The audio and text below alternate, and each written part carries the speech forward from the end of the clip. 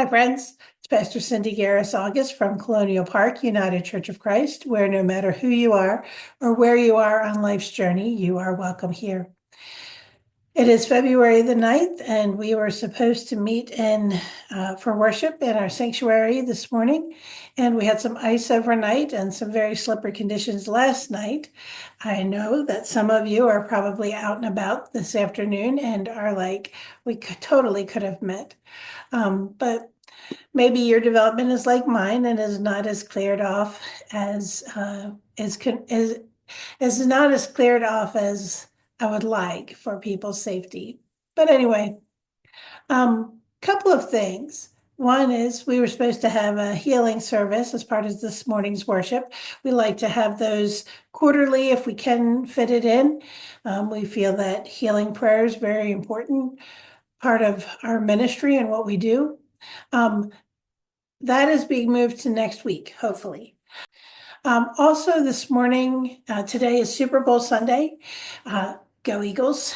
And our youth were to collect cans of soup as well as money donations that were to go to Manna Food Pantry and to Wildfire Food Pantry out in California. They're planning on still doing that next week. Again, apologies for not meeting today, but next week we will hope to have the collection for the Super Bowl of Caring.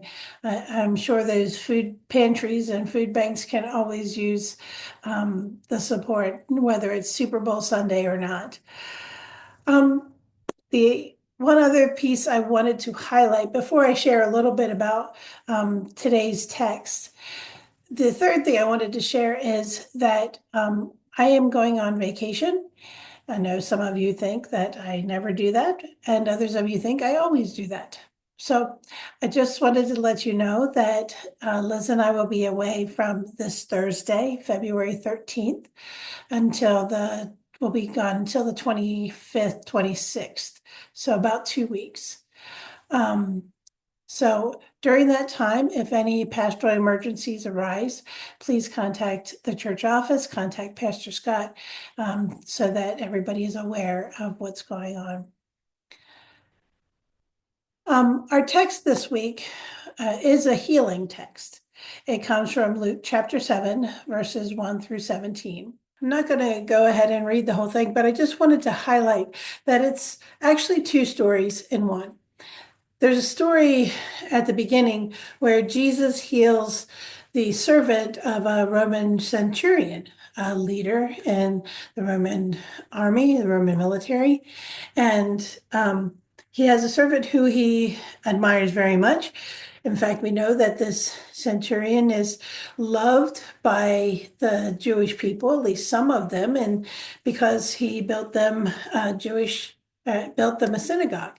And so there's a way in which the Jewish leaders are going to Jesus on behalf of this guy to be able to say, we really should help him because he's actually built a temple. He's given us a lot of money, so we really should help him.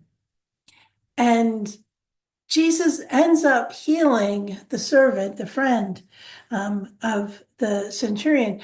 But I don't think it's because he has a lot of money or he gave a lot of money, which is sometimes where we think, well, we should do something for this person because, oh my gosh, they gave a lot of money, or this,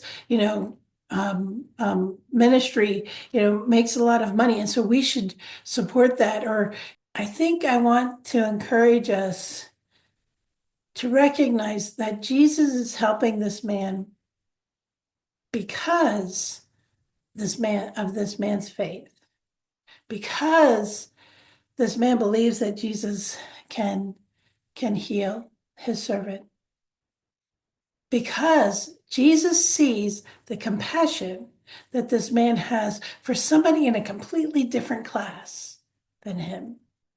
That is not because he gave money to build a synagogue.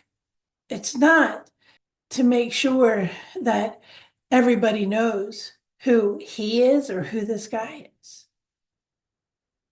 Jesus sees the compassion and the love and he ends up healing the manservant from a distance, actually. Doesn't even show up on top of him. He actually, the man is made well from a distance. And later in the text, we read about a widow who is burying her only son.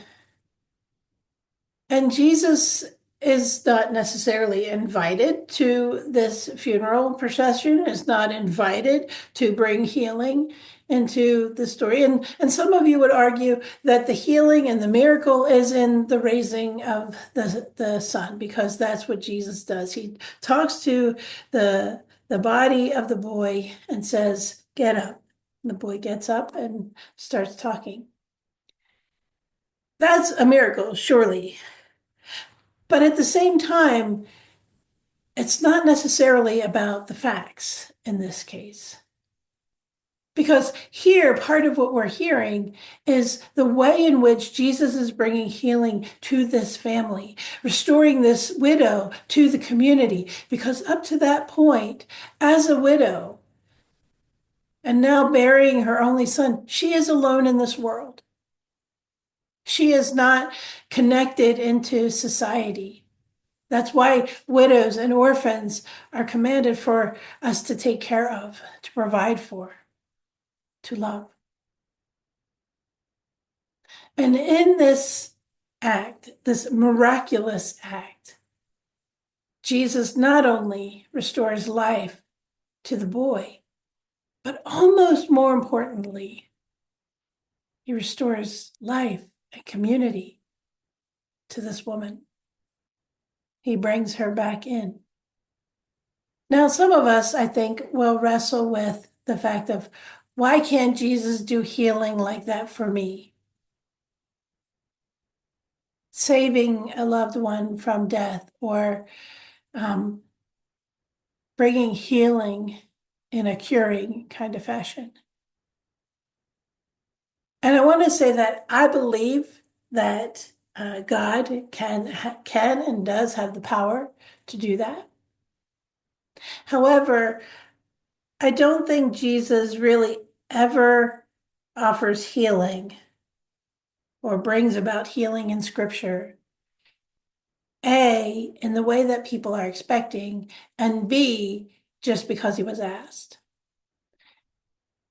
In many respects, Jesus is inviting us to see and have priorities that are kingdom priorities, that are God's priorities. That it's not about the fact of healing or raising the dead, because those individuals will die. None of us get out of this alive. But what's important in this story? What's the priorities that we see for God's kingdom, for God's way in this world? And it really, truly is restoration and compassion. That the meaning and the point and the purpose behind this story in Luke, as with so many of Luke's stories, is more than a physical healing or a physical curing. It's a restoration to right relationship. And it's less about the miracles that Jesus can do. And it's perhaps more about how we are called to live. We are called to live faithfully trusting God. We're called to live faithfully in a way that is inclusive of the least of these in our community. That it's not about, do you not have money? Do you have money? It's not about even, do you think like me or support me? In this story, Jesus can heal. Yes, absolutely. Sometimes even with pre-planning from a distance, like with the centurion, and sometimes spontaneous and up close and not even asked.